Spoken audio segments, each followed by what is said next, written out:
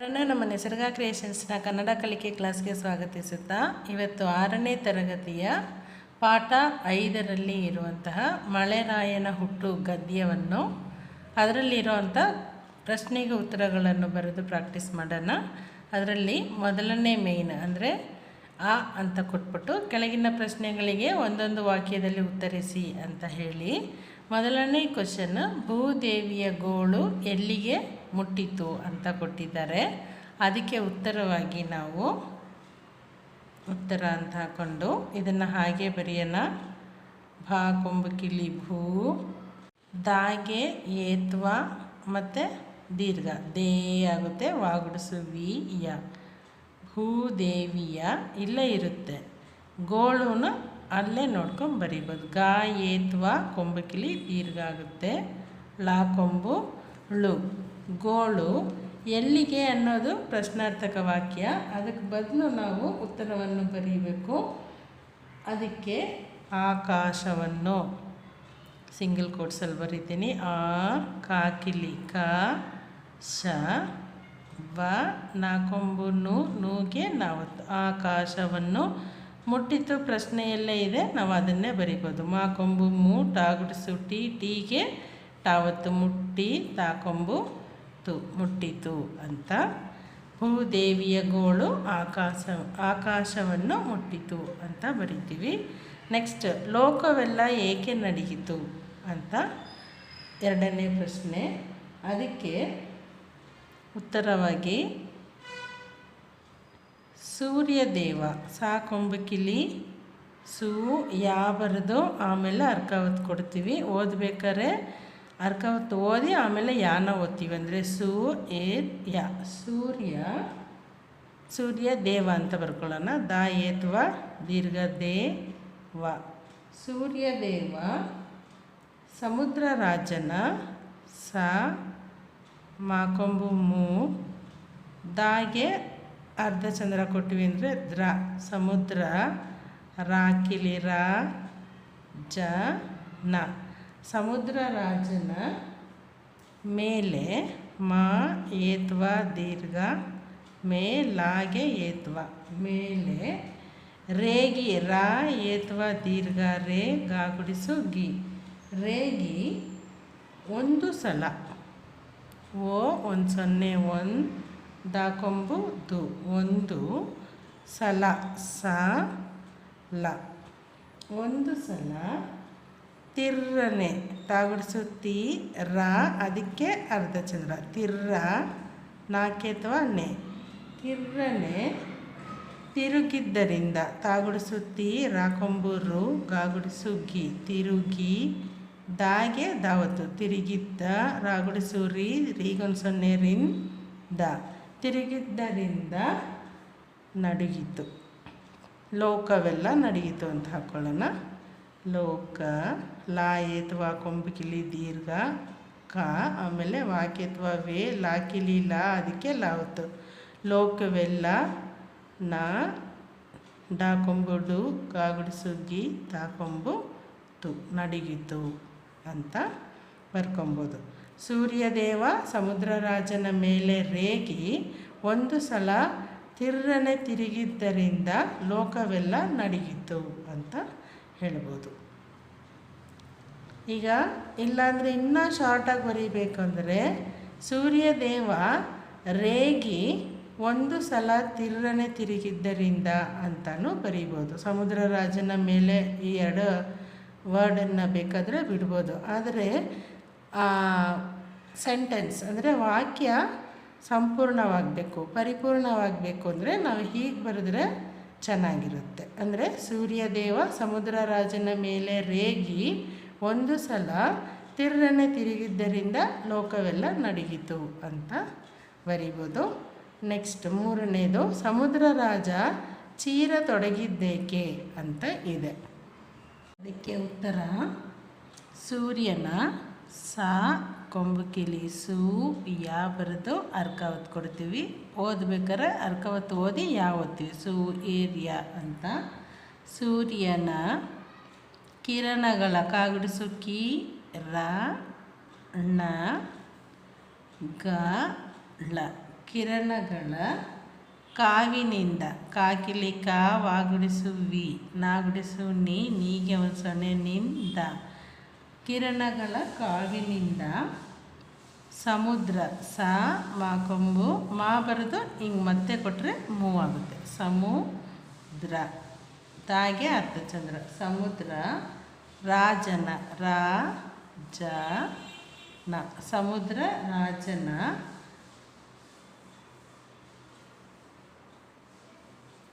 ಮೈಯೆಲ್ಲ ಮಾ ಏತ್ವ ಕೊಟ್ಟು ಆಮೇಲೆ ಇಲ್ಲಿ ಹೀಗೆ ಬರೋದು ಅಂದರೆ ಮೈ ಯಾ ಏತ್ವ ಮತ್ತು ಲಾಕಿಲಿ ಅದಕ್ಕೆ ಒತ್ತಕ್ಷರ ಲಾ ಒತ್ತಕ್ಷರ ಕೊಡಬೇಕು. ಮೈಯೆಲ್ಲ ಕುದಿದು ಕಾಕೊಂಬು ಕು ದಾಗುಡಿಸು ದಿ ಮತ್ತು ದಾಕೊಂಬು ದು ಕುದಿದು ಮೈಯೆಲ್ಲ ಕುದಿದು ನೋವಿನಿಂದ ನಾ ಏತ್ವ ಕೊಂಬಿಕಿಲಿ ಮತ್ತು ದೀರ್ಘ ಕೊಡಬೇಕು. ನೋವಾಗುತ್ತೆ ವಾಗುಡಿಸು ವಿ ನಾಗುಡಿಸು ನೀಗೆ ಒಂದು ಸೊನ್ನೆ ನಿಂದ ನೋವಿನಿಂದ ಚ ಗುಡಿಸು ದೀರ್ಘ ಚೀರ ಚೀರ ತಾ ಏತ್ವ ಕೊಂಬುಕಿಲಿ ತೋ ಡ ಗಿ ದ ನಾಕೊಂಬು ನು ಚೀರ ತೊಡಗಿದನು ಅಂತ ಬರಿಬೇಕಾಗುತ್ತೆ. ಸೂರ್ಯನ ಕಿರಣಗಳ ಕಾವಿನಿಂದ ಸಮುದ್ರ ರಾಜನ ಮೈಯೆಲ್ಲ ಕುದಿದು ನೋವಿನಿಂದ ಚೀರ ತೊಡಗಿದನು ಅಂತ ಬರಿಬೇಕಾಗುತ್ತೆ. 4ನೇ ಪ್ರಶ್ನೆ, ಮೋಡನ್ನು ಸೂರ್ಯನನ್ನು ಮರೆ ಮಾಡಿದಾಗ ಏನಾಯಿತು ಅಂತ ಇದೆ. ಅದಕ್ಕೆ ಉತ್ತರ ಭೂಮಿಗೆ 4ನೇ ಬಾಕೊಂಬಕಿಲಿ ಭೂ ಮಾಗುಡಿಸು ಮೀ ಗಾಗೆ ಏತ್ವ ಭೂಮಿಗೆ ಸೂರ್ಯನಿಂದ ಸಾಕೊಂಬಕಿಲಿ ಸೂ ಯಾ ಮತ್ತು ಅರ್ಕವತ್ತು ಸೂರ್ಯ ನಾಗುಡಿಸು ನೀಗೆ ಒಂದು ಸೊನ್ನೆ ನಿಂದ ಸೂರ್ಯನಿಂದ ಬರುತ್ತಿದ್ದ ಬಾ ರಾಕೊಂಬು ರು ತಾಗುಡಿಸು ತಿ ಅದಕ್ಕೆ ತಾವತ್ತು ಕೊಡೋಣ ಬರುತ್ತಿ ಮತ್ತು ದಾಗೆ ದಾವತ್ತು ಸೂರ್ಯನಿಂದ ಬರುತ್ತಿದ್ದ ಬೆಳಕು ಬಾಕ್ಯತ್ವ ಬೇಳ ಕಾಕೊಂಬು ಕು ಬೆಳಕು ನಿಂತು ನಾಗುಡಿಸು ನೀ ಬರೆದು ಸೊನ್ನೆ ಬರೆದು ನಿನ್ನಾಗುತ್ತೆ ತಾಕೊಂಬುತ್ತು ಬೆಳಕು ನಿಂತು ಗಿಡ ಗಾಗುಡಿಸು ಗಿಡ ಗಿಡ ಇಲ್ಲಿ ಮರಗಳೆಲ್ಲ ಬರಿತೀನಿ ಮ ರ ಗ ಲಾಗೆ ಏತ್ವಳ್ಳೆ ಲಾಕಿಲಿ ಲಾ ಮತ್ತು ಲಾವತ್ತು ಮರಗಳೆಲ್ಲ ಬಾಡಿ ಬಾಕಿಲಿ ಬಾ ಡಾಗುಡಿಸು ಡಿ ಬಾಡಿ ಮುದುಡಿ ಮಾಕೊಂಬು ಮೂ ದಾಕೊಂಬು ದು ಡಾಗುಡಿಸು ಡಿ ಮುದುಡಿ ಪಾ ಕಿಲಿ ಕೊಟ್ಟು ಅರ್ಧ ಚಂದ್ರ ಕೊಡ್ತೀನಿ ಪ್ರಾ ಆಗುತ್ತೆ ಪ್ರಾಣಿ ಪಕ್ಷಿಗಳು ಪ ಕಾಗುಡಿಸು ಕಿ ಅದಕ್ಕೆ 2ನೇ ಶಾವತ್ತು ಕೊಟ್ಟಿವಿ ಅಂದರೆ ಪಕ್ಷಿ ಆಗುತ್ತೆ ಪ್ರಾಣಿ ಪಕ್ಷಿಗಳು ಪ್ರಾಣಿ ಪಕ್ಷಿಗಳು ಸಾಯುವಂತಾದವು ಸಾಕಿಲಿ ಸಾ ಯಾಗೆ ಕೊಂಬು ಕೊಡೋಣ ಯಾ ಬರುತ್ತೆ ಇನ್ನು ಮತ್ತೆ ಹಿಂಗೆ ಕೊಟ್ಟಿವಿ ಅಂದರೆ ಯು ಆಗುತ್ತೆ ಸಾಯು ವಾ ಒಂದು ಸೊನ್ನೆ ತಾಕಿಲಿ ತಾ ದ ವಾ ಕೊಂಬು ಉ ಸಾಯುವಂತಾದವು ಭೂಮಿಗೆ ಸೂರ್ಯನಿಂದ ಬರುತ್ತಿದ್ದ ಬೆಳಕು ನಿಂತು ಗಿಡ ಮರಗಳೆಲ್ಲ ಬಾಡಿ ಮುದುಡಿ ಪ್ರಾಣಿ ಪಕ್ಷಿಗಳು ಸಾಯುವಂತಾದವು ಅಂತ ಬರಿಬೋದು. ನೆಕ್ಸ್ಟ್ 5ನೇ ಪ್ರಶ್ನೆ, ಮೋಡಣ್ಣನಿಗೆ ಬುದ್ಧಿ ಕಲಿಸಲು ಸೂರ್ಯ ಯಾರಲ್ಲಿ ಕೇಳಿಕೊಂಡನು ಅಂತ ಇದೆ. ಅದಕ್ಕೆ ಉತ್ತರ ಇದನ್ನು ಹಾಗೆ ಬರಿಬೋದು. ಮೋಡಣ್ಣನಿಗೆ ಬುದ್ಧಿ ಕಲಿಸಲು ಸೂರ್ಯ ಹಾಗೆ ಬರೆಯೋಣ. ಮಾಯೇತ್ವ ಕೊಂಬಕಿಲಿ ದೀರ್ಘ ಮೋ ಡ ನಾಗೆ ನಾವತ್ತು ಮೋಡಣ್ಣ ನಾಗುಡಿಸು ನೀಗೆ ಮೋಡಣ್ಣನಿಗೆ ಬುದ್ಧಿ ಬಾಕೊಂಬು ಬು ದಿ ಅದಕ್ಕೆ 4ನೇ ದಾವತ್ತಕ್ಷರ ಕೊಡಬೇಕು. ಬುದ್ಧಿ ಕಲಿಸಲು ಕಾ ಲಾಗುಡಿಸು ಲಾಕೊಂಬು ಲು ಕಲಿಸಲು ಸೂರ್ಯ ಸಾ ಕೊಂಬು ಕಿಳಿಸು ಯಾ ಅದಕ್ಕೆ ಅರ್ಕ. ಮೋಡಣ್ಣನಿಗೆ ಬುದ್ಧಿ ಕಲಿಸಲು ಸೂರ್ಯ ಯಾರಲ್ಲಿ ಅಂತ ಇರೋಂಥ ಪ್ರಶ್ನಾರ್ಥಕ ಪದಕ್ಕೆ ನಾವು ಉತ್ತರವನ್ನು ಬರೆದ್ರೆ ಸಾಕಾಗುತ್ತೆ.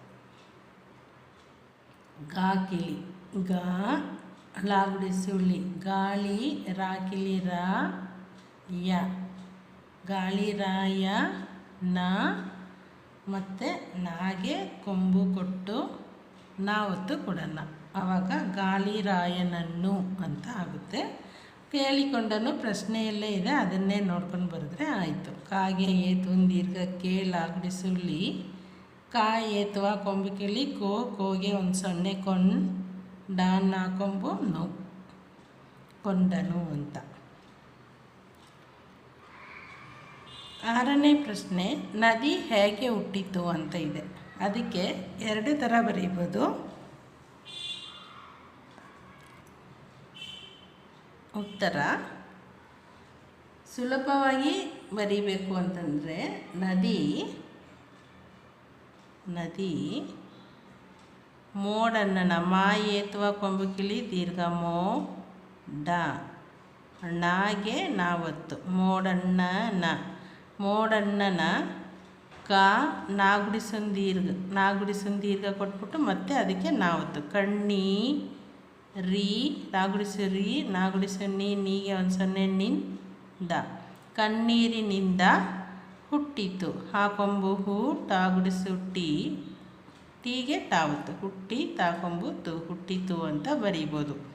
ಅಥವಾ ಇನ್ನೂ ಒಂಥರನೂ ಬರೀಬೋದು. ಇನ್ನು ಸ್ವಲ್ಪ ಕೆಲವೊಂದು ಪದಗಳು ಹೆಚ್ಚಾಗುತ್ತೆ. ಅದು ಹೇಗೆ ಅಂತಂದರೆ ಮೋಡಣ್ಣ ಮಾ ಏತುವ ಕೊಂಬು ಕಿಳಿ ದೀರ್ಘ ಮೋ ಡ ನಾಗೆ ನಾವತ್ತು ಮೋಡಣ್ಣ ಗಾಳಿ ರಾಯನ ರಭಸಕ್ಕೆ ಸ ಕಾಗೆ ಏತುವ ಕೊಟ್ಟು ಒತ್ತಕ್ಷರ ಕೊಡಬೇಕು, ಕಾ ಒತ್ತಕ್ಷರ. ರಭಸಕ್ಕೆ ಹೆದರಿ ಓಡಿ ಓಡಿ ದೊಡ್ಡ ಬೆಟ್ಟಕ್ಕೆ ದಾ ಏತುವ ಕೊಂಬು ಕಿಳಿ ಕೊಟ್ವಿ ಅಂದರೆ ದೋ ಆಗುತ್ತೆ, ಡಾಗೆ ಡಾವತ್ತು ದೊಡ್ಡ ಬೆಟ್ಟಕ್ಕೆ. ಬೆಟ್ಟ ಅಥವಾ ಪರ್ವತ ಅಂತಲೇ ಹೇಳ್ಬೋದು. ಪರ್ವತ ಬರ್ಕೊಳ್ಳೋಣ, ಇದು ನೋಡಿತೀನಿ ವಾ ಅದಕ್ಕೆ ಅರ್ಕಾವತ್ತು ಪಾಯಿರ್ವ ತ ಕಾಗೆ ಏತುವ ಕೊಟ್ಟು ಒತ್ತಕ್ಷರ ಕೊಡ್ತೀವಿ. ಪರ್ವತಕ್ಕೆ ಡಿಕ್ಕಿ ಹೊಡೆದು ಡಾಗುಡಿಸು ಡಿ ಕಾಗುಡಿಸು ಕೀಗೆ ಕಾವತ್ತು ಡಿಕ್ಕಿ ಹೊಡೆದು ಅಂತ ಹಾಕಿ ಹಾ ಏತುವ ಕೊಂಬು ಕಿಳಿ ಹೋ ಡಾಗೆ ಏತುವ ಡೇ ಕೊಂಬುದು ಹೊಡೆದು ನೋವಿನಿಂದ ನಾ ಏತುವ ಕೊಂಬು ಕಿಳಿ ದೀರ್ಘ ನೋ ವಾಗುಡಿಸು ವಿ ನಾಗುಡಿಸು ನೀಗೆ ಒಂದು ಸೊನ್ನೆ ನಿಂದ ನೋವಿನಿಂದ ಅತ್ತು ಅಥವಾ ಅತ್ತ ಕಣ್ಣೀರು ಕಾ ನಾಗುಡಿಸು ದೀರ್ಘ ನೀ ಆಗುತ್ತೆ, ಅದಕ್ಕೆ ನಾವತ್ತು ಕಣ್ಣೀ ರಾಕೊಂಬು ರು ಕಣ್ಣೀರು ನಾ ದಾಗುಡಿಸು ದಿ ಯಾಕಿಲಿ ಯಾ ಗಾಗುಡಿಸು ಕಿ ನದಿಯಾಗಿ ಹರಿಯಿತು ಅಥವಾ ಹುಟ್ಟಿತು ಅಂತ ಬರೀಬೋದು. ಹಾಕೊಂಬು ಹೂ ಟಾಗುಡಿಸು ಟೀಗೆ ಟಾವತ್ತು ಹುಟ್ಟಿ ತಾಕೊಂಬು ಹುಟ್ಟಿತು ಅಂತ ಬರೀಬೋದು. ಇದು 2ರಲ್ಲಿ ಯಾವ ಕ್ವಶನ್ ಆನ್ಸರ್ ಬೇಕಾದ್ರೂ ಬರೀಬೋದು ಈ 6ನೇ ಕ್ವಶನ್ಗೆ. ನೆಕ್ಸ್ಟ್, ಸಮುದ್ರ ರಾಜ ಯಾರಿಗೆ ಭಯಪಡುತ್ತಾನೆ? ಇದಕ್ಕೆ ಸುಲಭನಾಗಿ ಬರೀಬೋದು. ಅಲ್ಲಿರೋ ಕ್ವಶನ್ನಲ್ಲಿರೋಂಥ ಪದನೇ ಬರೆಯೋಣ. ಸಾಮ ಕೊಂಬು ಮೂ ದ ಅದಕ್ಕೆ ಅರ್ಧ ಚಂದ್ರ ಕೊಟ್ಟರೆ ಸಮುದ್ರ ಆಗುತ್ತೆ. ರಾಕಿಲಿ ರಾಜ ಸಮುದ್ರ ರಾಜ ಯಾರಿಗೆ ಅನ್ನೋದು ಪ್ರಶ್ನಾರ್ಥಕ ಪದ, ಅದಕ್ಕೆ ನಾವು ಆನ್ಸರ್ ಬರೀಬೇಕು. ಸಮುದ್ರ ರಾಜ ಸೂರ್ಯನಿಗೆ ಸಾ ಕೊಂಬು ಕಿಳಿ ಯಾ ಅದಕ್ಕೆ ಅರ್ಕಾವತ್ತು ಕೊಡಬೇಕು. ಸೂರ್ಯ ನಾಗುಡಿಸು ನಿ ಗಾಗೆ ಏತ್ವ ಗೆ. ಸೂರ್ಯನಿಗೆ ಭಯ. ಪ್ರಶ್ನೆಯಲ್ಲೇ ಇದೆ, ಅದನ್ನೇ ನೋಡ್ಕೊಂಡು ಬರಿಬೋದು. 4ನೇ ಭಯ. ಭಯ ಪ ಡಾಕೊಂಬು ಡು ಪಡು ತಾಕಿಲಿ ತಾ ಅದಕ್ಕೆ ತಾವತ್ತು ಪಡುತ್ತಾ ನಾಗೆ ಏತುವ ಪಡುತ್ತಾನೆ ಅಂತ 7 ಪ್ರಶ್ನೆಗಳಿಗೆ ಉತ್ತರವನ್ನು ಬರೆದಿದ್ದೀವಿ. ಇದನ್ನು ಇನ್ನೊಂದು ಸರಿ ನಾವು ಹೇಳ್ಬಿಡೋಣ. ಮೊದಲನೇ ಪ್ರಶ್ನೆ, ಭೂದೇವಿಯ ಗೋಳು ಎಲ್ಲಿಗೆ ಮುಟ್ಟಿತು? ಅದಕ್ಕೆ ಉತ್ತರ ಭೂದೇವಿಯ ಗೋಳು ಆಕಾಶವನ್ನು ಮುಟ್ಟಿತು ಅಂತ. 2ನೇ ಪ್ರಶ್ನೆ, ಲೋಕವೆಲ್ಲ ಏಕೆ ನಡಿಯಿತು? ಅದಕ್ಕೆ ಉತ್ತರ ಸೂರ್ಯದೇವ ಸಮುದ್ರ ರಾಜನ ಮೇಲೆ ರೇಗಿ ಒಂದು ಸಲ ತಿರುಗಿದ್ದರಿಂದ ಲೋಕವೆಲ್ಲ ನಡಗಿತು ಅಂತ ಬರೆದಿದ್ದೀವಿ. ನೆಕ್ಸ್ಟ್ 3ನೇದು, ಸಮುದ್ರ ರಾಜ ಚೀರತೊಡಗಿದ್ದೇಕೆ ಅಂತ.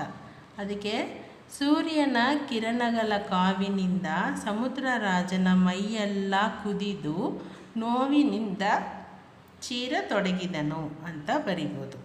4ನೇ ಪ್ರಶ್ನೆ, ಮೋಡನ್ನ ಸೂರ್ಯನನ್ನು ಮರೆ ಮಾಡಿದಾಗ ಏನಾಯಿತು? ಭೂಮಿಗೆ ಸೂರ್ಯನಿಂದ ಬರುತ್ತಿದ್ದ ಬೆಳಕು ನಿಂತು ಗಿಡ ಮರಗಳೆಲ್ಲ ಬಾಡಿ ಮುದುಡಿ ಪ್ರಾಣಿ ಪಕ್ಷಿಗಳು ಸಾಯುವಂತಾದವು ಅಂತ ಬರೀಬೇಕಾಗುತ್ತೆ. 5ನೇ ಪ್ರಶ್ನೆ, ಮೋಡಣ್ಣನಿಗೆ ಬುದ್ಧಿ ಕಲಿಸಲು ಸೂರ್ಯ ಯಾರಲ್ಲಿ ಕೇಳಿಕೊಂಡನು ಅಂತ ಇದೆ. ಅದಕ್ಕೆ ಉತ್ತರ ಮೋಡಣ್ಣನಿಗೆ ಬುದ್ಧಿ ಕಲಿಸಲು ಸೂರ್ಯ ಗಾಳಿರಾಯನನ್ನು ಕೇಳಿಕೊಂಡನು ಅಂತ ಬರೀಬೇಕಾಗುತ್ತೆ. ನೆಕ್ಸ್ಟ್ 6ನೇದು, ನದಿ ಹೇಗೆ ಹುಟ್ಟಿತು ಅಂತ. ಅದಕ್ಕೆ 2 ಥರ ಕ್ವಶನ್ ಕೊಟ್ಟಿದ್ದೀನಿ ಆನ್ಸರ್ಸ್. ಒಂದು ತುಂಬ ಚಿಕ್ಕದಾಗಿರುತ್ತೆ, ಇನ್ನೊಂದು ಸ್ವಲ್ಪ 2-3 ಪದಗಳು ಜಾಸ್ತಿ ಆಗಿರುತ್ತೆ, ಯಾಕಂದರೆ ವಿವರವಾಗಿ ಹೇಳಬೇಕಾಗುತ್ತೆ. ಅದರಿಂದ ಮೊದಲನೆಯದಾಗಿ ನದಿ ಮೋಡಣ್ಣನ ಕಣ್ಣೀರಿನಿಂದ ಹುಟ್ಟಿತು ಅಂತ ಬರೀಬೋದು. ಅಥವಾ ಇನ್ನೊಂದು ಸ್ವಲ್ಪ ಡೀಟೈಲಾಗಿ ವಿವರವಾಗಿ ಬರೀಬೇಕು ಅಂದರೆ ಮೋಡಣ್ಣ ಮಳೆರಾಯನ ರಭಸಕ್ಕೆ ಹೆದರಿ ಓಡಿ ದೊಡ್ಡ ಪರ್ವತಕ್ಕೆ ಡಿಕ್ಕಿ ಹೊಡೆದು ನೋವಿನಿಂದ ಅತ್ತ ಕಣ್ಣೀರು ನದಿಯಾಗಿ ಹುಟ್ಟಿತು ಅಂತ ನಾವು ಬರೀಬೋದು. ನೆಕ್ಸ್ಟ್ ಪ್ರಶ್ನೆ, ಸಮುದ್ರ ರಾಜ ಯಾರಿಗೆ ಭಯಪಡುತ್ತಾನೆ ಅಂತ. ಅದಕ್ಕೆ ಆನ್ಸರ್ ಸಮುದ್ರ ರಾಜ ಸೂರ್ಯನಿಗೆ ಭಯಪಡುತ್ತಾನೆ ಅಂತ. ಇಷ್ಟು ಪ್ರಶ್ನೆಗಳನ್ನು ನಾವು ಒಂದೊಂದು ಅಕ್ಷರವಾಗಿ ಹೇಳ್ಕೊಂಡು ಬರೆದಿದ್ದೀವಿ. ಇದೇ ಥರ ನೀವು ಪ್ರಾಕ್ಟೀಸ್ ಮಾಡಿದ್ರೆ ನಿಮಗೆ ಕನ್ನಡ ಮಿಸ್ಟೇಕ್ ಇಲ್ಲದಂಗೆ ಬರೆಯೋದಕ್ಕೆ ಆಗುತ್ತೆ.